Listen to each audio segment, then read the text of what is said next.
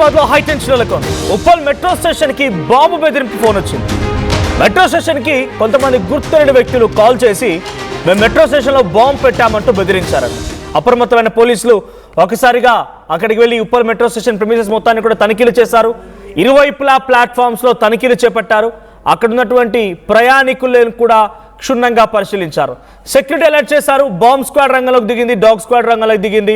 ఇప్పటి వరకు సుమారుగా చాలా పెద్ద మొత్తంలో గంట 2 గంటల పాటుగా ఆ చుట్టుపక్కల పరిసర ప్రాంతాల మొత్తాన్ని కూడా బాంబ్ స్క్వాడ్, డాగ్ స్క్వాడ్ జల్లెడ పట్టాయి. అది ఇప్పటివరకు ఎటువంటి పేలుడు పదార్థం కానీ దాని తాలూకా ఆనవాళ్ళు కానీ దొరకలేదనేది పోలీసులు చెప్తున్నమాట. కానీ అలర్ట్ మాత్రం జారీ చేశారు. అక్కడ భారీ పోలీస్ బందోబస్తుని, సెక్యూరిటీని అలర్ట్ చేశారు.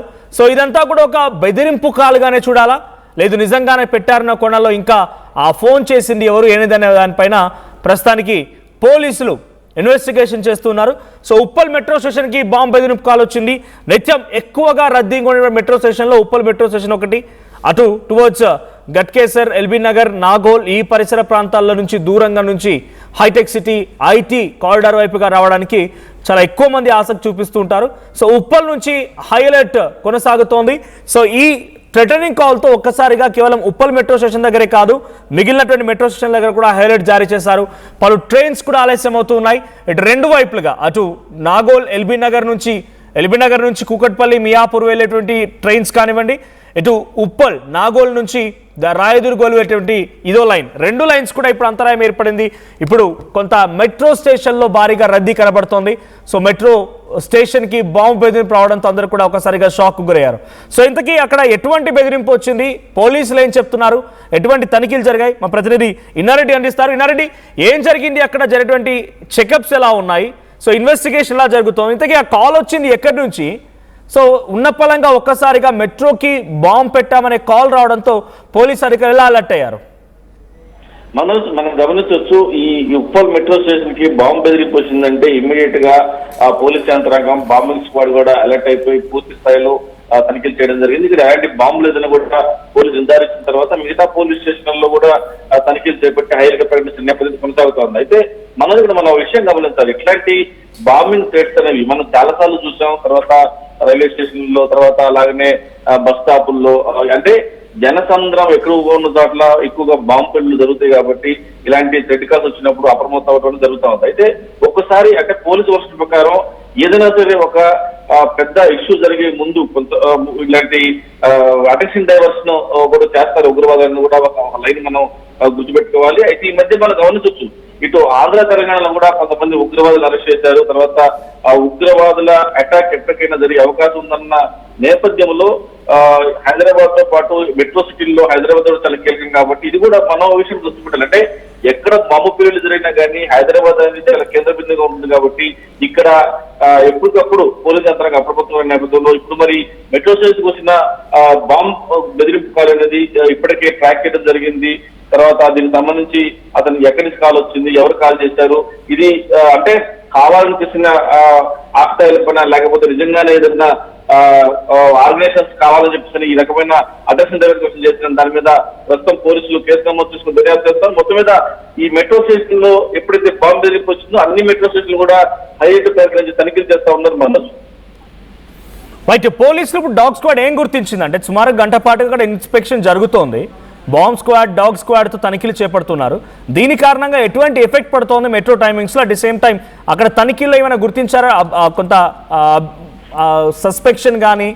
సస్పెక్షన్తో పాటుగా ఇంకేదైనా కష్టం అక్కడికి వచ్చినటువంటి ప్రయాణికుల్లో కానీ తప్పుడుగా గుర్తించారా పోలీసులు? మనోజ్, అంటే ఎప్పుడైనా సరే ఇలాంటి థ్రెట్ కాల్స్ వచ్చినప్పుడు ఇమీడియట్ గా బాంబింగ్ స్క్వాడ్ కావచ్చు, డాగ్ స్క్వాడ్ కావచ్చు తనిఖీలు చేస్తున్న నేపథ్యం జరుగుతూ ఉంది. ఇది సంబంధించి ఉప్పల్ మెట్రో స్టేషన్ లో ఎప్పుడైతే ఈ బాంబింగ్ సంబంధించిన థ్రెట్ కాల్ వచ్చిందో ఇమీడియట్ గా అప్రమత్తం అయిపోయి తనిఖీలు చేపట్టారు. అంటే మీరు అన్నట్టుగా ఈ తనిఖీలు చేపడుతున్న నేపథ్యంలో కొంత ప్రజలకు అసౌకర్యంగా ఉంటుంది. ఎందుకంటే బాంబు అనేది ఎక్కడ పెట్టారు, తర్వాత పలానా చోట పెట్టామని చెప్పేసి కాల్ రాదు. కాబట్టి మెట్రో స్టేషన్ లో పెట్టామని చెప్పంటే అనువు కూడా పరిశీలించాల్సిన అవసరం ఉంటుంది.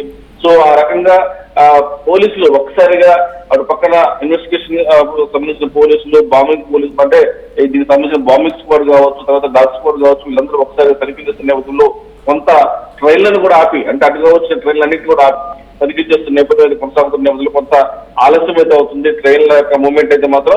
మొత్తం మీద ప్రస్తుతానికైతే ఏమీ దొరకలేదు.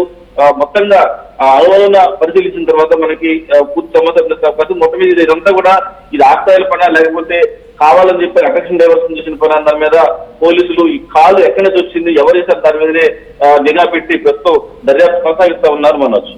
దీని కారణంగా మెట్రో టైమింగ్స్ ఏమైనా చేంజ్ అయ్యాయి ఇన్నారెడ్డి?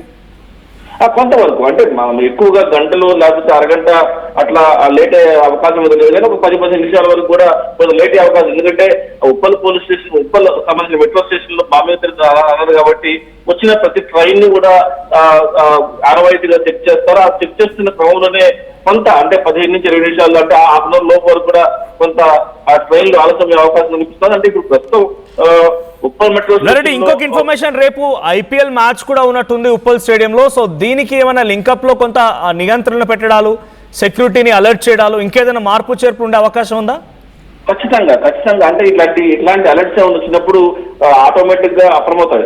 యాక్చువల్ గా మనం ఉప్పల్ స్టేడియంలో ఎప్పుడైతే క్రికెట్ మ్యాచ్ వచ్చిందో చుట్టుపక్కల పరిసర ప్రాంతాల్లో ఇప్పటికే 3 అంచెల భద్రత ఏర్పాటు చేయడమే కాకుండా చుట్టుపక్కల ప్రాంతాల్లో కూడా మొత్తం టైట్ సెక్యూరిటీ కూడా ఇప్పటికే ఏర్పాటు చేయడం జరిగింది. ఇదే కాకుండా ఇలాంటి థ్రెట్స్ వచ్చినప్పుడు కొంచెం అలర్ట్ గా ఉండి పూర్తి స్థాయిలో భరోసా ఎక్కడ కూడా ఇలా చిన్న అవకాశం జరిగే అవకాశం లేకుండా కొంత ఫోర్స్ ని డిప్లాయ్ చేసి కొంచెం సెక్యూరిటీ కూడా టైట్ చేసే అవకాశం ఉందని పోలీస్ డిపార్ట్మెంట్ చెప్తారు. ప్రస్తుతానికి మాత్రం ఈ కాల్ చేసిన వ్యక్తులు ఎవరు, ఎక్కడి నుంచి వచ్చింది, ఏ ఇంటెన్షన్ చేశారని దాని మీదనే పూర్తి స్థాయిలో నిఘా పెట్టి దాని మీద దర్యాప్తు కొనసాగుతా ఉంది.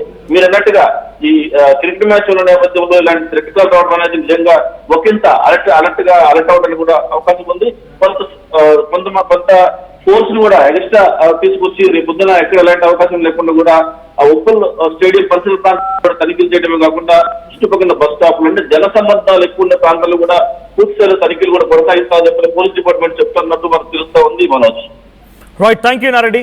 సో మొత్తంగా ఉప్పల్ మెట్రో స్టేషన్ కి బాంబు బెదిరింపు కాల్ వచ్చింది.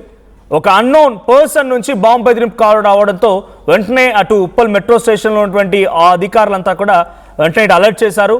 పోలీసుల్ని, డాగ్ స్క్వాడ్ అలర్ట్ చేయడంతో అటు bomb squad and dog squad రంగంలోకి దిగి సుమారుగా గంటన్నర పాటుగా ఆ ఉప్పల్ మెట్రో స్టేషన్ సంబంధించినటువంటి ప్రిమిసెస్ మొత్తాన్ని, అంటే అటు మెట్రో సంబంధించి ప్లాట్ఫామ్స్ని, కింద టికెట్ కౌంటర్ దగ్గర, కింద గ్రౌండ్లో పార్కింగ్ స్టేషన్ వరకు కూడా మొత్తంగా అంతా తనిఖీలు చేపట్టారు. అక్కడ ఎటువంటి సస్పీషియస్ పేలుడు పదార్థం అయితే దొరకలేదు, కానీ కొంత అలర్ట్ అయితే జారీ చేశారు, సెక్యూరిటీని టైటన్ చేశారు. రేపు ఉప్పల్ స్టేడియంలో మరొక బిగ్ మ్యాచ్ కూడా ఉంది కాబట్టి రేపు కూడా ఇదే రకంగా అలర్ట్స్ జారీ చేసే అవకాశం ఉంది, సెక్యూరిటీని మరింత టైటన్ చేసే అవకాశం కనబడుతోంది. సో ఇది కేవలం ఒక ఆకతాయి పైన నిజంగానే ఏదైనా సస్పీషియస్నెస్ కనిపించిందనే చూడాలి. బట్ ఇప్పటివరకు అయితే ఎటువంటి డివైస్ కనిపించలేదు. మరి ఇంకా ఆ కాల్ ఎవరి నుంచి వచ్చింది ఏంటి దానిపైన పోలీసులు ఇన్వెస్టిగేషన్ చేస్తున్నారు.